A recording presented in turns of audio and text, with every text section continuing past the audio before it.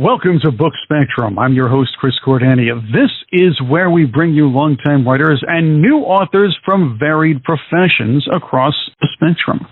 We know quite a bit about the great decisions of world history, the well-designed Operation Overlord, looking for an alternative trade route to Asia, declaring independence from the British Empire, and that could be a number of countries there, etc., etc. But there were some pretty bad ideas out there. We remember military blunders from the likes of Custer, Napoleon, Hitler, among others. With me now is voiceman and producer Mike Smith, whose new audiobook looks deeply into the world's, I'll just call them historical lowlights. It's titled 100 of the Worst Ideas in History. Again, it's an audiobook. Welcome to Book Spectrum, Mike Smith. Hey, great to be here, Chris. You've got a great show. I'm glad you're here, and you're like me, you're a production guy, but you've always been a history buff. Yes. What inspired you to get into history? Well, I always did well in history in school. In fact, if I can brag for a second, Chris, I was in a school of 300 graduates, I was number 4 overall, and I was number 1 in history. It just always drew me. I always thought that the events of the past had such relevance and such resonance to the present that I think it's a mistake to ignore it and not know it because, as the old saying goes, you're bound to repeat it if you don't know it. It would be nice if people paid attention to all of that and our history. Heck, not just American history, world history, and maybe gave it some respect. Yeah, it's really, Chris, it's not even taught in school these days to any great extent. And I think that's disappointing. I think it's a very important element of any personal development. And to ignore that in curricula these days, I think, again, is sets back the knowledge base of the graduates who are coming out of school right about this time. It's sort of a disservice to them, and we can really get into that a little bit later on. I want to get to the book just a bit first, though. Sure. You could have written, Mike, 100 of the best ideas in history, but why the focus on the worst? Well, my co-author, Eric, and I are both writers. I run my own video advertising agency, as you alluded to. And Eric is a former speechwriter for President George H.W. Bush. He's written for the LA Times, New York Times, CBS News, Washington Post. So we kick around ideas all day long. And we have a great appreciation for what it takes to come up with a good idea and a lot of empathy when that seemingly good idea goes terribly wrong. So we have just been collecting these ideas over the years in our kind of personal Rolodex. We took about 3 years of research, and the result is what you see in the book today. We're drawn to bad ideas because we feel such empathy, having come up with so many bad ideas ourselves, that I think there's a lot that can be learned from it. So that's why we sort of focused on that. And it's fun to sort of, to be honest, laugh at the misfortune of others, as long as it doesn't have any great impact on that individual or on the rest of society at large. Oh, there you go. The good thing, though, is you didn't write 100 mediocre ideas throughout history. That would probably be pretty boring. Yeah, I don't think that would have flown off the bookshelves at Barnes & Noble. I think people are drawn to a little bit of what's it called, Schadenfreude, taking a little bit of glee in the misfortune of others. I think we're all into that to some extent, and I have to confess I am as well. Let's get into it this way. You and your co-author, Eric Kassem, had to bounce these ideas off each other. What was your process? How did you kind of brainstorm some of these things?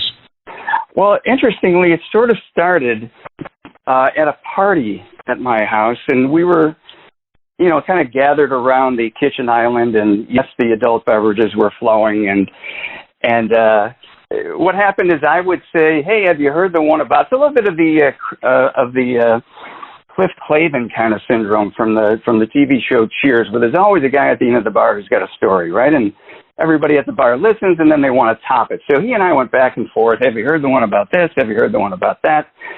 And before long, a crowd sort of gathered around us, and we're chuckling and throwing in their own ideas. And, before long, I turned to Eric and said, hey, either this is an idea for a book or a college-level drinking game. I don't know what it is, but I think there's something here. So he and I set out, and when we started, we had maybe 20 ideas in our head from the past, and we said, no, that's just not enough for a book. So we really buckled down. We went on the internet. We actually traveled to libraries. Remember that? You used to go to a library And we looked up a whole bunch of stuff. And after about 3 years, we came back with what we thought was a pretty solid 100 ideas. There are also 6 what we call side stories as well. So you've got probably about 120 different ideas in this book that seemed to be good at the time and then went terribly wrong. Yeah, there are a lot of examples throughout history. One of them that always glares in my head is what was it? Was it Mary Queen of Scots who was executed by a rookie, or let's say a more green executioner? That was kind of messy. Yeah, that was a messy one and didn't go well. And what you'll find with these stories is that the initial concept seems to be solid, or at least in the moment seems to be solid. And then as it falls down in the execution, and then later on you look back on it and say, what the heck were they thinking? It couldn't possibly, if everything had gone right, what would have been the outcome? And you can't really think of what that might have been because it was so bad from the get-go. Well, it seemed like a good idea. You sit there, you say like the Yankees did when they brought up Robinson Cano and Melky Cabrera. Let's try these new guys. Maybe they can do a good job and inject some good vibes to the rest of the team. That kind of worked out. But saying, well, let's say maybe we get a young up-and-coming executioner. Yeah, let's do that. He'd love to swat the Queen's neck off. Well, they got to start somewhere, right? I mean, everybody's a rookie. And that, like you said, the execution literally wasn't that good. No, literally, the word execution comes into play there pretty soundly. And, speaking of the Yankees, we've got a story in here about Babe Ruth I might want to share with you. And if you'd like to hear it, it's called The Bambino's Curse on the Beantown Bombers. And the bad idea was to sell pitcher Babe Ruth to the New York Yankees. If you'd like, I'll get into it. It's kind of a fun story. Yeah, and keep in mind, and I just want to, for the listeners out there, it's really simple to look back at this, and it was a bad decision, and maybe some of that's in hindsight. You look back, and in 1918, the Red Sox thought they were just getting rid of a fat drunk. But this guy, they did. But this guy could pitch and hit. He was really good. He was a pitcher at the time, and the owner of the Boston Red Sox is named Harry Frazee, and he's a Broadway producer. And after presiding over 5 Red Sox World Series titles in 15 years, Frazee thinks his team is strong enough to withstand the departure of Babe Ruth, also known as the Bambino. So he's scrounging for cash to finance his Broadway plays, and the Sox owner here decides to sell Ruth to the Yankees for $100,000 in cash and $300,000 in loans. Now, that's a fairly large amount of money back then, and I can see how he was tempted to do that. But he can later only gasp in disbelief as Ruth goes on to, single-handedly transform the game. He's baseball's lifetime home run leader, the most popular athlete of his day, a charter member of the Baseball Hall of Fame, in leading the formerly downtrodden Yankees to 7 championships in 15 years. And the Red Sox, on the other hand, endure 8 decades. 8 decades of flubs, blunders, near misses, each attributed to the curse of the Bambino, I should say, on their way to winning 0 World Series titles between Ruth's 1920 departure and 2004. Lost in all this, and Mike Smith is with me. His book is The 100 of the Worst Ideas in History. It's an audio book, so if you're listening to Mike's very cool, jaunty voice, it's much more, and it's even more fun if you listen to the book. Lost in all this, how did that play turn out? It was thought to have been a pretty good idea. The Red Sox getting rid of a fat drunk and maybe facilitating some plays, opening up a position for another couple of players, or it just seemed okay. It seemed like a neat idea at the time. Right. Some of history's bad ideas were actually well thought out, and that's what it brings me to, and could have been good ones. You have a lot of those in the book, so throw one at us. Well, I'll tell you, here's one that seemed to be the right idea. It's called ETs Mission to Mars Aborted. And this is 1981. And this bad idea comes from the chocolate-covered nuts, as we call them, at Mars Incorporated, the candy people. And they turned down perhaps the greatest product placement opportunity in movie history. So, Chris, you've seen the movie. We've all seen the movie E.T. In the film, young Elliot lures E.T., the extraterrestrial, out of hiding with a trail of candies. So, E.T.'s producers approach Mars Incorporated for permission to use one of their products in the film. They figure a visitor from another planet would most likely be attracted to the most popular candy on Earth, which is M&Ms. So the space cadets, though, at Mars say no. They further state, we don't want an alien eating our candy. It's going to frighten the children. You can imagine. So now E.T.'s producers are stuck, and they scramble to find a replacement. They stumbled upon an obscure, largely unpopular candy Hershey has been struggling with called Reese's Pieces. And a deal is struck where Hershey agrees to pay absolutely nothing for placing Reese's Pieces in the film. Zero. In exchange, they promote the movie and some of their own advertising for the candy. Well, we all know that E.T. then rockets past Star Wars to become the highest-grossing film of that time. And at the same time, sales of Reese's Pieces blast off with it. So Hershey's calls it the biggest marketing coup in history, and product placement becomes a staple in TV and movies thereafter. So it seemed that they were being very safe and protective of their brand. But my gosh, what a tremendously bad idea to just pass on that. And we all know Reese's Pieces from that movie. No one knew what they were before, and now everybody knows what they are. With me is Mike Smith, the author of the audio book, 100 of the Worst Ideas in History. It's a fun book, a lot of great stories. How did you narrow it down to only 100, though? Because there were a lot of really bad ideas. There was a couple of, World War I almost the whole, basically, World War I as an overall strategy by the Allies for a long time was just a bad idea all around. Yeah, and it started, Chris, in a very interesting way. I can certainly get into that story as well.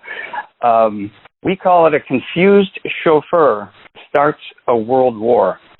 And with the 100th anniversary of the start of World War I just a few years back, it was timely then. I think it's timely now. And the year is 1914. And this involves a tinderbox area of the world, Serbia, Croatia, Bosnia, the former Yugoslavia. It's an area the United States has been involved in over time, and especially in the 1990s under Clinton. So at this point in 1914, Archduke Franz Ferdinand, not the rock group, the actual person, is heir to the throne of the Austro-Hungarian Empire, which now controls this region of Bosnia. And he's parading through the streets of Sarajevo with his wife in an open-air limousine. So at the parade is a group of Serbians known as the Black Hand. And whenever you hear the name Black Hand, you know what comes next is not great. And they don't like Franz Ferdinand. They don't like anything about the Austro-Hungarian Empire, who's now kind of lording over their region. So they get together, and they go into a garage, and they make a bunch of bombs. And yes, back in those days, you had bomb throwers. These are people who made bombs and threw them at you. Now, that's a term euphemistically today that connotes anybody who takes a verbal pot shot at another person, a bomb thrower. But back in those days, they actually made bombs and threw them at you.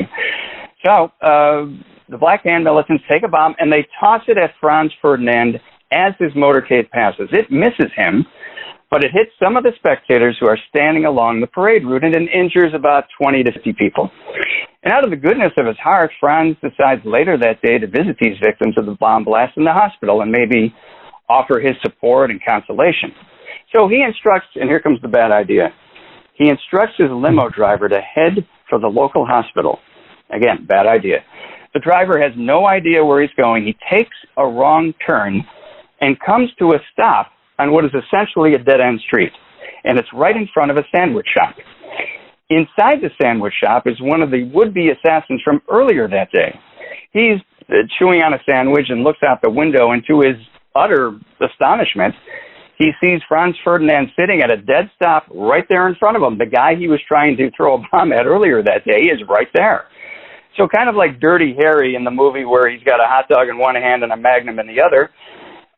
He's got a sandwich in one hand and a gun in the other. He walks up to the car and sadly shoots both Franz Ferdinand and his wife in the back of the head, killing them both. And this is the assassination that lights the powder keg that starts World War I. 24 million casualties. So one wrong turn responsible indirectly for 24 million deaths. That's a big blunder right there. It's yes, and even you progress throughout World War I, the strategies, the way the war was fought, the trenches and everything else. It was almost like one huge blunder after another. Finally, there was a victory. Yes. And, it's also World War I, and this is in the book as well, is also somewhat responsible, speaking of pandemics, which seems to be just a little bit in the news these days. The Spanish flu pandemic of 1918 through 1922 was in large part due to the trench warfare, where soldiers were shoulder to shoulder in the war. One of them catches the flu, and they all catch the flu. And not only that, they all then, when their tour of duty is over, go back home and spread it to everybody in their town. So that was the last really big pandemic, and World War I had a lot to do with it. Exactly. There was that extra spike too. And keep in mind, when the American soldiers came home, they spread it to their small areas too. So all over Europe, all over whoever was fighting, it was a huge mess. And it was only, and the funny thing is, it was called the Spanish flu. Yet Spain had almost nothing to do with that. Yeah, it's interesting how these names come around, and of course, there's been a lot of backlash against calling anything with the current pandemic Wuhan flu or Chinese flu or anything like that. That one may or may not have any more credibility to it, but you're right to say that the Spanish flu had almost nothing to do with Spain, and they got hung with that rap regardless. Exactly. It didn't really start there. It started throughout Europe, throughout the war front, and came back and visited itself among all of the countries who fought in that war. Mike, for the book, and you did have to pare it down to 100, the top 100 worst ideas in world history. I'm a radio guy. I've been there for a long time, and one of the books I've loved was called Bubbling Under. Mm-hmm. It was about songs that didn't quite make the Billboard Top 100. Those that were maybe 101, maybe 110. Songs that were of note but didn't quite become a chart success or even a minor chart success. Having said that, what were some of the maybe bubbling under blunders, one or two of those that didn't quite make the cut? That's interesting. We were actually on the fence about quite a few of them. Speaking of DJs, I wonder, this one almost didn't make the cut, but I'd like to tell you about it anyway, and it did end up making the cut because it's about a DJ. And if you like, I'll get into it. It's under our topic of major league stupidity. Let's do it. All right. This is Disco Inferno Singes the Socks. SOX. That was great. Yes. You remember this one. You remember this. It's July of 1979, and we're at Chris, we're at the high point of the platform shoe and polyester leisure suit era known as disco. And by the way, as popular as disco was, in fact, I was a club DJ during that era, so I'm no spring chicken. Lots of people hated disco music, and that whole look at me disco attitude, especially diehard sports fans. So enter Wild Child Chicago disc jockey Steve Dahl. And he comes up with something called Disco Demolition Night. You got to hear this. And here's how it works. For just 98 cents plus a vinyl disco record, you get into a Chicago White Sox baseball doubleheader. Sounds good so far.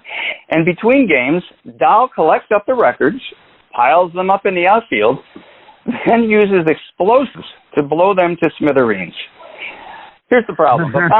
Upon detonation, a crater forms in the outfield. Vinyl shards fly through the air like shrapnel. A fire erupts. Fueled by booze and weed, the disco-despising stadium crowd then spills onto the field. Others in the parking lot storm the gates, and they're on the field as well. Soon a full-scale riot is raging, with fans wrecking a batting cage, gouging infield turf, burning banners. Scores of people are injured. Hundreds are arrested. And Detroit Tiger manager Sparky Anderson takes one look at the mayhem and refuses to allow his team onto the field for Game 2 of the doubleheader. And the White Sox are forced to forfeit the second game, marking the last time in history an American League team is dealt an automatic loss. One of the men behind that, actually the man who was behind that on the White Sox end, was Mike Beck.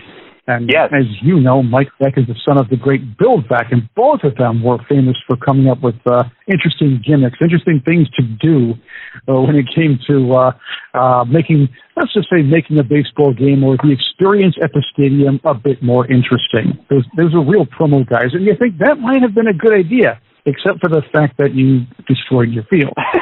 and you lost the game, second game automatically. I think Bill Beck was the guy who also, maybe I'm wrong about this, I believe he brought, and I guess you can't say the term midget, a little person in full uniform to the plate in an actual White Sox game to bat. And because the strike zone, there it is, and because the strike zone was so small or short or narrow, whatever you want to call it, I believe the guy got a walk because they couldn't find the strike zone. The guy was crouching way down. He was only, maybe 4 feet tall to begin with. And, I believe he had elephants on the field. He had all kinds of crazy trapeze artists, and he did everything he could to get the White Sox some notoriety back in those days.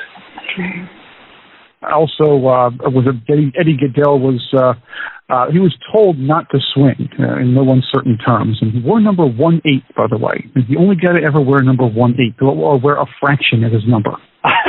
There we go. Oh, that's funny. I didn't know that. That's a nice adjunct to that story. You talk about other bad ideas. I've got. We can get into any number of them. But I really like both Milli Vanilli and New Coke. I don't know if you want to get into either one of those two, but they're pretty funny bad ideas from the music world and one from the corporate world. If you're open to it, I'll hop into one of them. Sure, let's do that. And I want to interject. In hindsight, the idea of putting two pretty guys up front and having somebody else sing for them is not exactly new. These guys were just caught. I know there was CNC Music Factory that kind of did that, but they only did that for their video. It's not exactly, they didn't create an act. They kind of created a conglomerate, or let's say an arts group, whereas there would be singers and performers, but there would be beautiful models actually performing in the videos. Milli Vanilli was touring. They were just two guys, and they were really poor. And if I was in their position, I would have done it. So having said that, maybe in that era, it wasn't new, and it maybe wasn't necessarily a bad idea. However, there were other reasons it was bad, and that's what you get to in the book. Yeah, exactly. And we called this story "How to Lip Sync (SINK) a Music Career." And it's the bad idea here is to create a pop music group led by two singers who cannot sing. It would seem to be a problem. The genius behind it is Frank Farian, who is this uber-successful German music producer. And we're talking about the late 1980s. And he's scouring the 80s Berlin club scene, looking for the next big thing in music. And he happens upon two male models named Fabrice Morvan and Rob Pilatus. And they're out there tearing up the dance floor, and to most, they're no more than hunky, prancing boy toys. But to Farian, this producer dude, they're the ideal frontmen for a new band. And soon the pop group Milli Vanilli is born. And there's one problem, as I noted. Neither Rob nor Fab can sing. So to cover that rather glaring deficiency, Farian secretly hires professional vocalists to record all Milli Vanilli songs. And he directs Rob and Fab to lip sync to these recordings whenever performing live. So Milli Vanilli takes off like a we say hip hopping missile, and then just as quickly the missile explodes. At a 1989 MTV Live concert, Rob and Fab are lip syncing and gyrating to their big hit "Girl, You Know It's True," when the record skips, the recording skips, and you hear "Girl, You Know It's." Girl, you know it's, girl, you know it's. It's the same line just keeps repeating, and it's forcing them to just lip sync that same line of the song over and over. So right there on live TV, the Milli Vanilli fraud is exposed, and outraged fans demand that the musical imposters be, as we say, strung up by their dreadlocks. Dozens of lawsuits follow. Arista Records breaks their recording contract. The Best New Artist Grammy Award is returned in shame. And their short-lived careers in disarray. Fab slips into obscurity, and Rob unfortunately dies of a drug overdose in 1998. And really, Chris, in the wake of that, it refocused attention, I think, even today on lip syncing, and critics have gone after Britney and Bieber and Beyonce, all the B's, for fake singing live performances. It's in a live performance, it seems to be not a great idea. Fans go there and they pay their money to see them perform live. And if it's not live, gosh, that's kind of a letdown. I think it's kind of accepted on television appearances back when I was a kid on any given TV show, American Bandstand or any talk show where you knew a band was going to appear. They were pretty much always lip syncing. But that fell out of favor, and Milli Vanilli just helped to push it over the edge. Well, the big thing was they got the best new artist. They were doing interviews. The fans were deceived. Again, in something like the Archies, that was a fake band all around, or CNC Music Factory, that was a conglomerate. That was just a bunch of techs and some singers that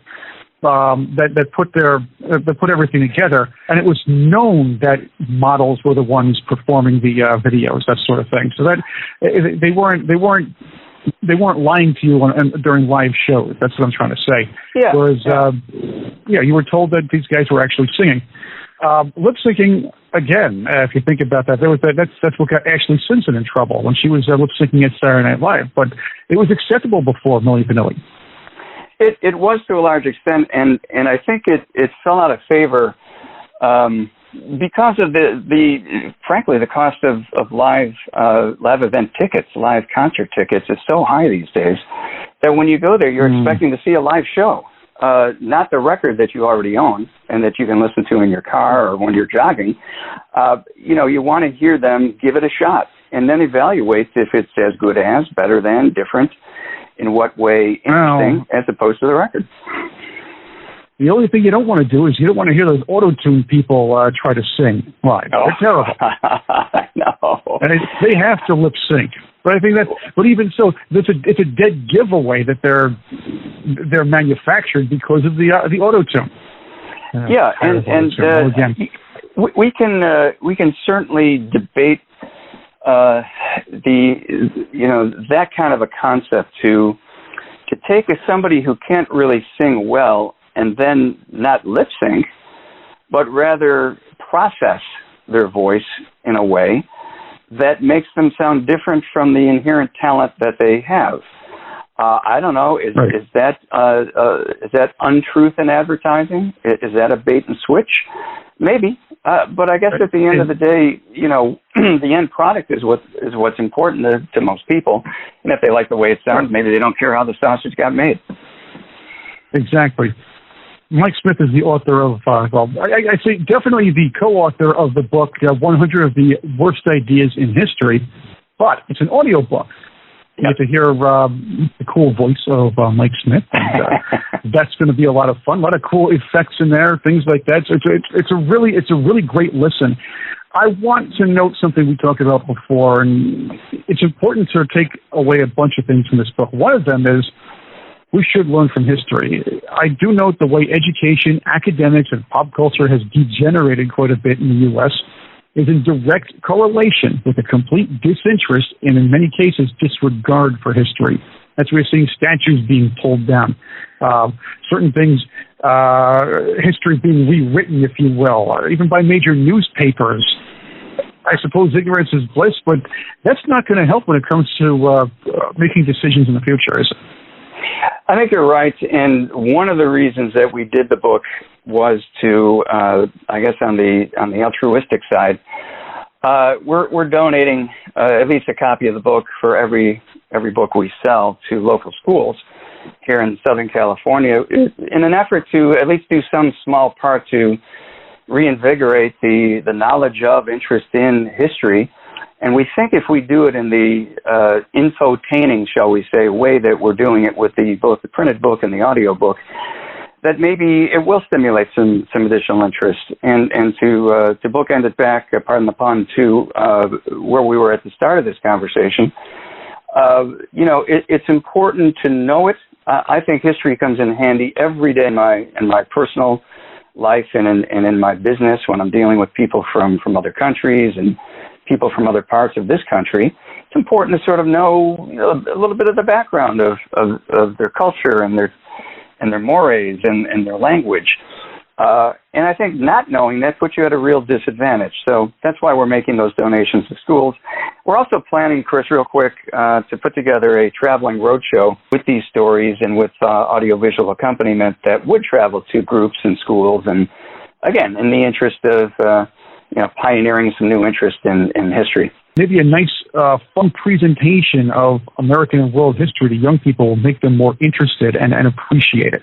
And that's a great thing you're doing.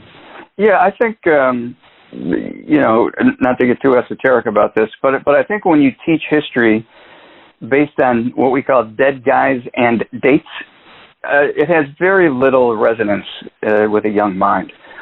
But when you present it from a personal perspective, from highlighting the personalities involved and the intellects involved and the attitudes and the efforts involved in these historical events and these initiatives, I think an individual, even a young person, can look at that and say, well, that person is just like me. I understand where they're coming from now. So, wow, that person's involvement or starting of a world event or a product that went awry or an entertainment effort or anything in the financial world, I kind of get where they're coming from and I can relate to it. So I'm going to listen, I'm going to absorb, I'm going to learn from it, and maybe apply it to my life as I move forward. Excellent. Thank you very much for being with us here, Mike Smith, on Book Spectrum. Once again, the title of the book, it's an audio book. It's 100 of the Worst Ideas in History. Check it out. Where can you get it, Mike? You can get it at Audible. You can get it at Amazon, iTunes, at 100worstideas.com, and the printed book at Barnes & Noble and better retailers everywhere. And we will have links to those outlets on our website, bookspectrum.com. I'm Chris Cordani. I want to thank Mike Smith for being our guest, and I want to thank you for listening to Book Spectrum.